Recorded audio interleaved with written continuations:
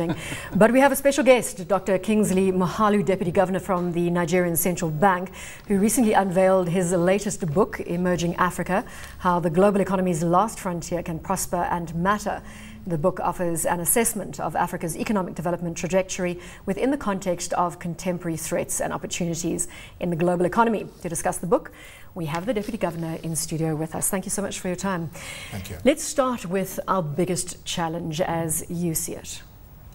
Well, I think the biggest challenge that African countries face as they strive to become economically relevant in a globalized world is to understand, first of all, the concept and the context of globalization, as an operating theater.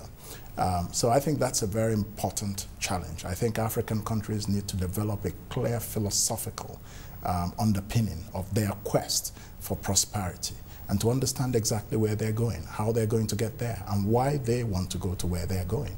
I do see a lot of conventional wisdoms, a lot of myths, and in this book I explore and explode some of those myths, whether it's globalization, capitalism, foreign investment. You'll be pleasantly surprised with some of the conclusions and analysis. Lindsay's going to pick it up before Adrian comes in. Dr. Moghalu, thanks very much for joining us. So you say that, I haven't had the privilege of reading your book, but I'm looking at some of the points here. It says here, capitalism, you say, is the worst out of all economic systems. Does that make you a socialist? Can you explain that comment? I said it's the worst of all economic systems except for all the rest. Ah, that was a very valuable context that was missing there. I'm getting Adrian to come in.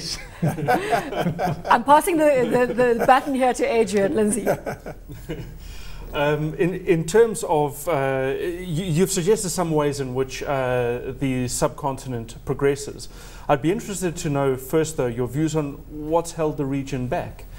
Because here, too, I think there's as much myth as reality. Yeah. What are the things that the region has to get rid of before it can advance? Yeah, I think the region has to get rid of a number of things, such as, and that's beginning to happen, an excessive reliance on foreign aid as a driver of development. That's just not true. There is no empirical evidence that aid has created development anywhere in Africa. So that's one of the mindsets that flat out must be dropped. And this is all forms of aid, not just specific forms? Well, especially structural aid. Okay. Obviously, if you have a humanitarian disaster, there's nothing wrong with people coming to the aid of the victims. Sure. But then also, I think it's very important to drop the conventional wisdom that the state must get out of the way completely. No. It's important that we have private sector-led growth, but the guiding hand of the state is very important. It is the duty of the state to create an environment and a context in which capitalism can drive economic growth. Otherwise, if that's not the case, you begin to have huge questions of inequality, you begin to have a question of the wealth of individuals, but not the wealth of nations. And when you make reference to this functional state, it's as much philosophical as it is practical, I imagine. Yes, indeed it is, because the point I'm trying to make is that there are philosophical foundations of prosperity everywhere in the world that has prospered. And Africa cannot be any different. If you look at the United States, there is a certain worldview that has driven their economic system. If you look at China today and most of Asia, there is a certain worldview that drives their economic development. It's a different worldview from the West, but nevertheless has delivered results. So I think it's Africa's duty to really look a little bit more deeply within itself and their societies to see how to drive their economic development by having fundamental understandings about the nature of the world. Shelo, let's bring you in here. But isn't that the question? How do you help governments, or how do governments help themselves to have that fundamental understanding of the world? Yeah. What prevents them from generating legislative creativity? What prevents them from negotiating better trade agreements with foreign partners? What prevents them from producing or generating a wonderful environment for the private sector to lead growth? That's right. What's the problem there?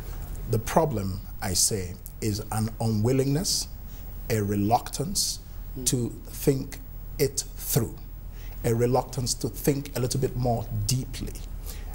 Let me just give you a practical example. You said, what prevents them from negotiating beneficial trade agreements? Now, if you don't understand the nature of the international system, and you're going into the negotiations on trade, and you believe falsely that it's an even playing field, or that you're a member of some wonderfully welcoming international community in which everybody has sort of lost their self-interest, you're going in with self-deceit. And that can create wrong negotiating outcomes. You need to have national interest criteria from which, as a base, you begin to negotiate internationally.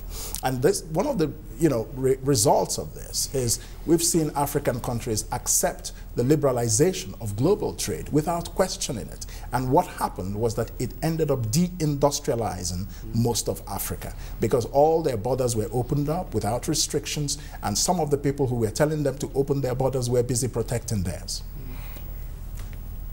You say that three of Africa's biggest obstacles are that need to be addressed are urgently philosophical understanding of free markets, and also you said in a previous answer, Doctor, you said the guiding hand of the state is important. Is it the case that the state itself in many countries in Africa, and in fact across the whole continent, don't have a philosophical understanding of free markets, and that is one of the things that's holding us back? We need the guiding hand of the state, but if essentially they don't understand the things that you've been talking about.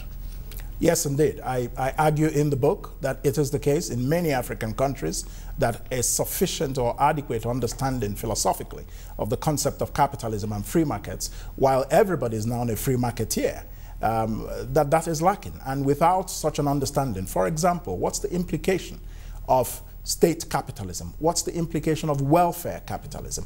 What's the implication of entrepreneurial capitalism?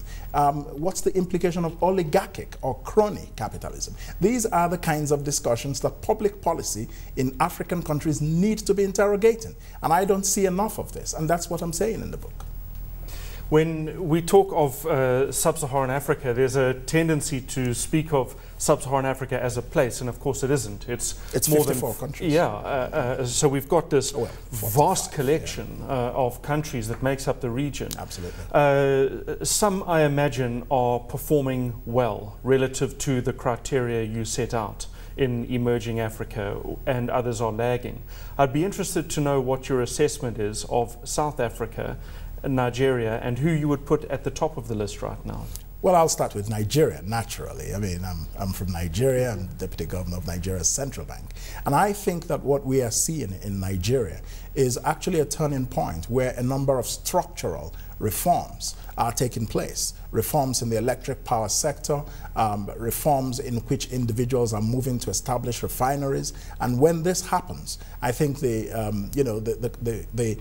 excessive reliance on a natural resource of oil can be turned to advantage by creating a manufacturing economy.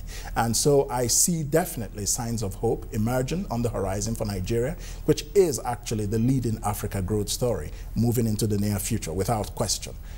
Let's touch on the skills deficit, which you highlight in Africa as being of key concern, but you've got solutions. Yes. And you're saying we can make this a lucrative, attractive area to retain and attract skills. Yes. What are those solutions?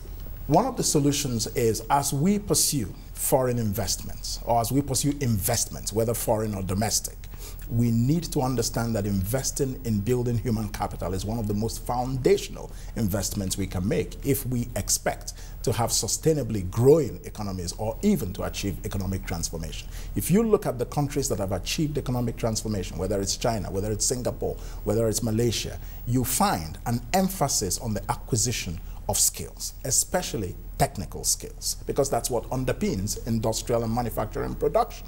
So in sub-Saharan African countries, I think you can pursue it both internally and from the perspective of foreign investment. Encourage investments in those areas because you have a strategy of channeling investment to your priority areas for economic transformation. And I argue that human capital development ought to be one of those priority areas of investment, not our oil, not our uranium, not our platinum. No, human capital development. I spoke to somebody who attended the Berkshire Hathaway AGM, this annual meeting they have, Doctor, where Warren Buffett talks about his investments and his philosophies. And there was apparently, I can't corroborate this, but there was apparently a question about Africa, and he almost brushed it aside. And there are still Afro-pessimists out there. In fact, in the last couple of days, I've spoken to a fund manager who says he thinks that the whole Africa story is overblown, and we've seen these false starts before. What would you say to these continuingly Afro-pessimists about that a false dawn theory? Well, I think there is some merit in it without being an Afro-pessimist myself. You know, my book is not the book of lamentations, and it's not the book of platitudes either. I think that we need to be very careful when we assess the Africa growth story and not celebrate prematurely. We have indeed seen false starts. 60 years ago, 50 years ago, when African countries were becoming independent, we all felt that African countries had arrived. 50 years later, we know what happened. We don't want to be we don't want the opportunity we have right now to turn into another false start. And that's why I have written this book, to say the things we should do to prevent this opportunity, this turning point we have now, from being a false start. And that's where Warren Buffett is wrong, because there is nothing to say that it is written in the stars that Africa cannot rise. Gentlemen, a closing comment or question. Adrian, Lowe? Go ahead. Well, I'd still like to go back to my earlier question in terms of my ranking. I'd be interested to know who you would put at the top of the list right now. Who do you think is sort of shaping themselves for success? Nigeria. Yeah. Well, I talked about Nigeria, but aside from Nigeria, you're not allowed a home vote. Yes, I think quite clearly that the economies in East Africa are doing rather well, from what I can see. Ethiopia, Kenya, Uganda, and to some extent Tanzania, I think these countries are actually doing very well. They are investing pretty much in the right things. A lot of emphasis on skills development, especially in Ethiopia. And in Ethiopia, a cautious entry into free markets by weighing the interest of the state, the collective interest, against the interest of capital and capitalists. I think a happy medium can be found between the two. So I see a lot of progress in that part of Africa. And that's fascinating, because that's a region rather than just a country. Well, actually, yes, it is. It is indeed. Shelo? Well, you know, one can never argue against skills development by any means whatsoever, but look at Botswana, which from 1966 to up until today, I think has invested the most in its own people, free education. Yeah. The bulk of the country is educated, but the country is slipping into oblivion. For a while it was celebrated. What do you pair education with? Yes, good question. Yes. Now, what you pair education with, when I discuss education and skills development, I'm discussing it as a foundation, not in isolation. There are many societies with high levels of literacy and education which are still poor. But I pair it with the entrepreneurial drive that we are seeing emerge and unleash itself in the African continent. It's the combination of those two things that will create wealth. Well, Dr. Moghalu, we look forward to seeing you in the Business Tonight studio again on South African soil. That was Dr. Kingsley Moghalu, Deputy Governor of the Nigerian Central Bank and author of Emerging Africa, How the Global Economy's Last Frontier Can Prosper and Matter. We're heading into a short break. More Business Tonight right after this.